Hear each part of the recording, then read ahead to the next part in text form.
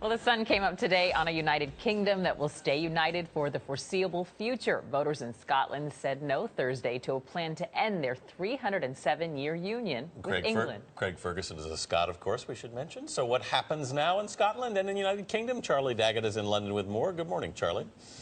Good morning. Well, what happens now is cleaning up the mess of a campaign that exposed bitter divides within Scotland itself, raised resentment on both sides of the border. A breakup would have been disastrous for all kinds of reasons, but sometimes staying together for the sake of the family can be tough too. Victory celebrations turned nasty overnight.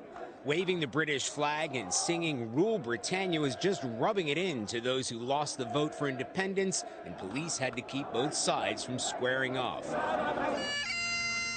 Down in London, the British government faces the challenge of dealing with the please don't go promises of sweeping new powers that Prime Minister David Cameron made to Scottish voters. We now have a chance, a great opportunity, to change the way the British people are governed and change it for the better. And the man who lost the fight, Alex Salmond, warned that British politicians better keep their word. We have now the opportunity to hold Westminster's feet to the fire on the vow that they have made to devolve further meaningful power to Scotland. But Scotland would have to do it without him. For me, as leader, my time is nearly over. Not nearly over. Over. He quit.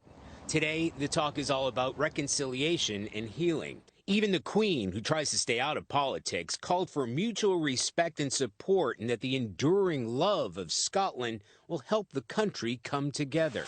Today, the man widely credited with putting the nail in the coffin of Scottish independence, former Prime Minister Gordon Brown, urged restraint.